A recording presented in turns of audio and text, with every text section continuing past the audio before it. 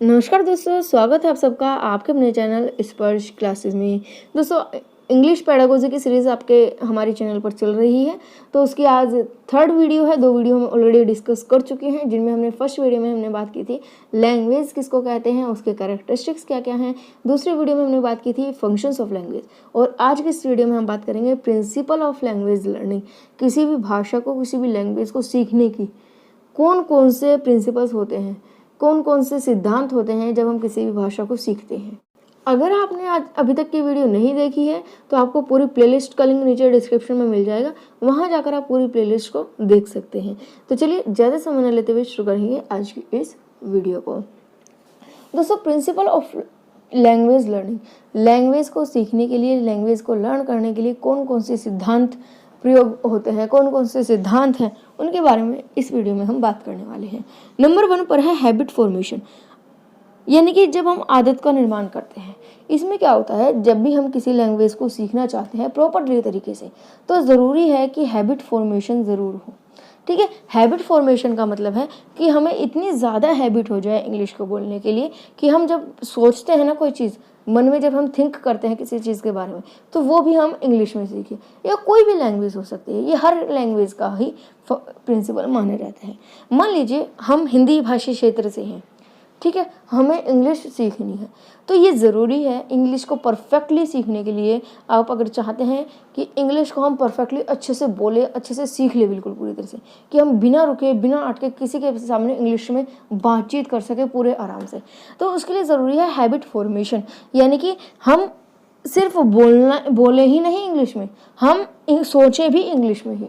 हमारी क्या एक आदत होती है, हमारी आदत ये होती है कि हम पहले जो सोच रहे होते हैं मन में, वो हम अपनी मातृभाषा में सोचते हैं। अगर हमारी मातृभाषा हिंदी है तो हिंदी में सोचेंगे, हमारी मातृभाषा कन्नड़ है तो हम कन्नड़ में सोचेंगे मन मन में, और उसके बाद उसको इंग्लिश में ट्रांसलेशन करने की कोशिश करते हैं।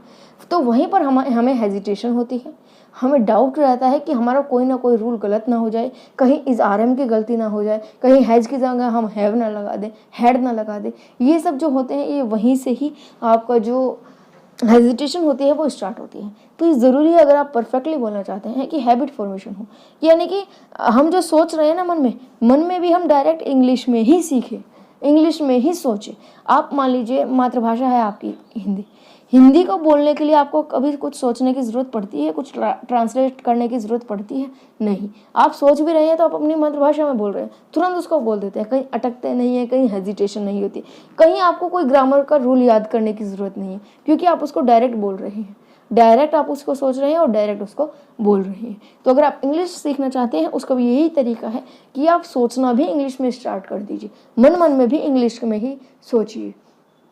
नेक्स्ट है प्रैक्टिस एंड ड्रिल, यानी कि बार बार प्रैक्टिस करते रहिए, डेली प्रैक्टिस कीजिए बोलने की। जब तक आप खुद से बोलना नहीं स्टार्ट करेंगे, खुद से बोलने की प्रैक्टिस नहीं करेंगे, तो आप कितने भी वीडियोस देख लीजिए, कितने भी रूल्स पढ़ लीजिए, कितने भी न्यूज़पेपर पढ़ लीजिए, कितना भी आप मूवीज़ देख लीजिए इंग्लिश में भी, कोई फ़र्क नहीं पड़ेगा। जब तक कि आप खुद से बोलना शुरू नहीं करेंगे, तब तक कॉन्फिडेंस नहीं बनेगा। ओरल अप्रोच, यानी कि हमें ओरल अप्रोच अपनानी चाहिए, मौखिक रूप से हमें बोलना चाहिए। सिर्फ लिख पढ़कर उसको या सिर्फ कहीं से सुनकर ही नहीं करना चाहिए। ज़्यादा से ज़्यादा ये कोशिश करनी चाहिए कि हम पढ़ने या सुनने की बजाय ज़्यादा से ज़्यादा बोलने पर ज़्यादा से ज़्यादा फोकस करें। नेचुरल ऑर्डर ऑफ लर्निंग, यानी कि सीखने का एक नेचुरल ऑर्डर होता है, प्राकृतिक एक ऑर्डर होता है, क्रम होता है, जिसमें हमें किसी भी भाषा को सीखनी चाहिए। कोई भी भाषा, नई भाषा हम सीखना चाहते हैं तो उसको सीखने का एक पूरा का पूरा क्रम होता है। इस क्रम को हम समझने से पहले हम अपनी मातृभाषा की बात करेंगे। आप मातृभाषा आप सीखते हैं, उसका क्रम क्या होता है? सबसे पहले आप क्या करते हैं? क्या आप तुरंत जैसे ही आप पैदा होंगे, क्या आप पैदा होते ही बोलना शुरू कर देते हैं? नहीं। सबसे पहले आप क्या करते हैं? सबसे पहले लिसनिंग, सबसे पहले आपका क्या आएगा? लिसनिंग, यानी कि सुनना। जब आप पैदा होते हैं, पैदा होने के तुरंत बाद ही कुछ समय बाद आपको सुनना शुरू हो जाता है। पैदा होने के बाद सबसे पहले आप क्या करते हैं? सुनना शुरू कर देते हैं। आसपास में जो आपके फैमिली मेंबर्स होते हैं, जो आपकी सोसाइटी होती है, जो आपका एनवायरनमेंट होता है, उसमें जो लोग बोल रहे होते हैं, सिर्फ उसको आप ऑब्जर्व करते हैं, सिर्फ सुनते हैं, और तो कुछ नहीं करते। ना ही बोल पाते हैं, ना ही पढ़ पाते हैं, ना ही लिख पाते हैं। सिर्फ आप क्या करेंगे? उस टाइम पे सुनेंगे। सबसे पहले आप क्या करते हैं? सुनते हैं। उसके बाद दूसरे नंबर पर आप क्या करते हैं? दूसरे नंबर पर क्या आप उसको, जो आप सुन रहे हैं उसको लिखना शुरू कर देते हैं? नहीं, उसके बाद आप बोलना शुरू करते हैं। कुछ साल बाद, जो पैदा होने के 2 साल बाद, 2.5 साल बाद आप बोलना शुरू कर देंगे। जो आप आसपास सुन रहे होंगे उसी भाषा को आप बोलना शुरू कर देंगे। ऐसा तो नहीं है कि पेरेंट्स तो हिंदी भाषी क्षेत्र से हैं, हिंदी भाषा बोलते हैं और आप इंग्लिश भाषा बोलेंगे। नहीं, जो आपके पेरेंट्स बोल रहे हैं उन्हीं शब्दों को आप बोलना शुरू कर देते हैं धीरे धीरे। तो लिसनिंग के बाद, सुनने के बाद आप क्या करते हैं? स्पीकिंग, यानी कि बोलते हैं। फिर उसके बाद क्या करते हैं? उसके बाद रीडिंग। धीरे धीरे आप स्कूल में एडमिशन लेते हैं, प्ले स्कूल में एडमिशन लेते हैं। वहाँ पर आपको, आपके सामने बुक्स आनी स्टार्ट हो जाती है, वहाँ पर आप पढ़ना शुरू कर देते हैं। जाते तो स्कूल में कोई लिखवाएगा नहीं, पहले तो पढ़ाएंगे। आपकी बुक्स होती हैं, स्टोरी बुक्स होती हैं, स्टोरी बुक्स से आप पढ़ते हैं। और उसके बाद लास्ट में आपका आता है राइटिंग, यानी कि लिखना। ये होता है एक प्राकृतिक क्रम है। प्राकृतिक है, एक नेचुरल ऑर्डर है। नेचुरली हम अपनी जो मातृभाषा होती है वो इसी तरह से सीखते हैं। तो यहीं से ही ये बात आई है कि अगर हम कोई दूसरी भाषा भी सीखते हैं तो उसका भी यही ऑर्डर होना चाहिए। अगर हम इंग्लिश सीखना चाहते हैं तो सबसे पहले हमें इंग्लिश को सुनना चाहिए, उसके बाद खुद बोलने की प्रैक्टिस करनी चाहिए, उसके बाद उसके बारे में इंग्लिश न्यूज़पेपर पढ़ने चाहिए, ठीक है, इंग्लिश न्यूज़ पढ़नी चाहिए। और लास्ट में आता है राइटिंग का नंबर, यानी कि इंग्लिश में आपको लिखना चाहिए। तो ये एक प्राकृतिक क्रम है, नेचुरल ऑर्डर है। तो कोई भी अगर लैंग्वेज हमें सीखनी है तो ये इसी ऑर्डर में चलनी चाहिए। अगर इस ऑर्डर में हम सीख रहे हैं तो हम परफेक्टली सीखेंगे, और अगर हमारा ऑर्डर गलत है, नेचुरल नहीं है, तो हम परफेक्टली कोई भी लैंग्वेज नहीं सीख सकते हैं। नेक्स्ट आपका मल्टी स्किल अप्रोच। आपने ऊपर 4 स्किल्स पढ़ी है। लिसनिंग स्किल यानी कि सुनने का कौशल, फिर स्पीकिंग स्किल बोलने का कौशल, रीडिंग स्किल पढ़ने का कौशल, और राइटिंग स्किल यानी कि लिखने का कौशल। 4 कौशल आपने ऊपर देखे, 4 स्किल्स आपने देखी। तो 4 स्किल्स में आपको सभी पर ही इक्वली फोकस करना है। किसी भी स्किल को ना ही कम रखना है ना ही ज़्यादा रखना है। चारों स्किल्स पर, 4 स्किल्स को सेम फोकस के साथ ही उसमें निपुण होना है। हर स्किल को पूरी तरह से प्रैक्टिस करनी है। ऐसा नहीं है हमने सुन तो बहुत ज़्यादा रहे हैं लेकिन बोल कम रहे हैं। जितना हम सुनने पे फोकस करते हैं उतना ही बोलने पे फोकस करना चाहिए, उतना ही पढ़ने पर फोकस करना चाहिए और उतना ही लिखने पर फोकस करना चाहिए। सिलेक्शन एंड ग्रेडेशन, यानी कि सिंपल टू डिफ़िकल्ट। हमेशा ही हमें ऐसा सिलेक्शन करना चाहिए कि हम पहले सिंपल से स्टार्ट करें और धीरे धीरे डिफ़िकल्ट पर पहुँच जाए। जैसे एग्जाम्पल के लिए हम सबसे पहले क्या करते हैं? हम लेटर्स से सीखते हैं सबसे पहले, उसके बाद लेटर्स से वर्ड बनाना सीखते हैं, वर्ड्स से सेंटेंस बनाना सीखते हैं, और सेंटेंस से स्टोरीज, ऐसे बनाना सीखते हैं। तो हार्ड टू डिफिकल्ट नहीं, सॉरी, हार्ड टू इजी नहीं, इजी टू हार्ड पर चलें, इजी टू डिफिकल्ट की तरफ चलना चाहिए।